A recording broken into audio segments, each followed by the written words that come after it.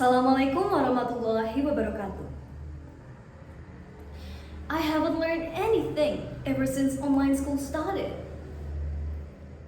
Does this sentence strike a chord? Well, if yes, then you must be a student. Well, it sounds like it came from an ungrateful student who is severely tired because of school. As an example, me. There is a very intriguing base that we could pin down behind all of this commotion. And my name is Jasmine Azzahra. I am from SMA 13 Kota Bekasi. In this occasion, I would like to tell you about maximizing the potential of innovative online and offline blended learning for greater education access in the post-pandemic era. It has been traditionally believed that the only correct way to educate children is through the standard classroom method. And this method includes having a teacher speaks in front of a group of students, covering wide varieties of fundamental subjects, such as English, science, and math. Ugh, math. Does anyone right here enjoy doing math? Well, if yes, good for you, but maybe I wouldn't vibe with you, but good for you still. But something unexpected happened in the first quarter of 2019. Without invitation or warning, COVID-19 hits and it suddenly became the biggest problem that we are facing nowadays. Without exception, our education system has also been affected by COVID-19 too. Ladies and gentlemen, aren't you curious about how did it forever change our education system? Schools were immediately forced to switch to online learning or remote learning due to the surge of COVID-19 cases. Teachers and students were told to stay at home while everyone was simply having a hard and terrible time processing the pandemic itself. Like I did, like my friends did, or perhaps you also did. But there is actually the sequence that happened before the first case of COVID-19 hits Indonesia. Or at least for students at my school, this happened. Before the first case of COVID, we actually had a holiday that lasted for 2 weeks. And going through that holiday, day by day, week by week, savoring every day, it truly feels like a fever dream, since when will we ever be able to get that much of leisure time to simply enjoy ourselves and relieve all the backlogs that come from school? Since sometimes it gets stressing, right? But then COVID hits, and eventually that 2 weeks turned a month, and that month turned a year, and up until now we have not been able to go to school like we did before. The funny thing is, now that we got more than enough time to simply enjoy ourselves in our home, we're dying to go to school. It doesn't make sense. And I personally believe that we have put so much effort to adapt to our new circumstances.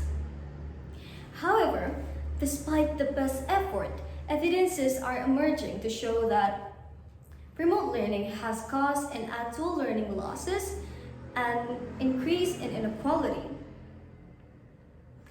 Alarmingly, these losses are more likely to be found among students whose parents are less educated, while students who are more economically and socially advantaged have received more parental support for their studies during this period of time. And these differences in environment is what caused the inequality to skyrocket. However, was remote learning really all that bad? Of course not. Let's look on the brighter side. The most advantageous side is obviously we got more time to simply enjoy ourselves in our home and to lay in our bed. Online learning has also introduced us a more flexible and self-paced learning, since not everyone have the ability or privilege to go to school from 6 a.m. until 4 p.m. And actual research has been done, and it is true that going to school from 6 until 4 is just not for everyone. Online learning has also introduced us a more global perspective and broader perspective also. Let's say that a prestigious school such as Oxford or Harvard held an online class, such as a summer camp if I'm not mistaken. I've seen this summer camp several times on my Instagram, and actually, people from another country can still apply to this class without having to be physically present. Hence why it is also more affordable and accessible for everyone. Ladies and gentlemen, the situation has changed our way to proceed with our education system. Online learning has brought us something that a face-to-face learning could not. And to fulfill each other missing aspect, blended learning by mixing both online and offline learning qualities may be the solution to our education system's problem. Blended learning may also lift the amount of stress from both student and teacher, since they were not obligated to go to school for 5 days a week. And that really sounds like heaven to me. It sounds incredible.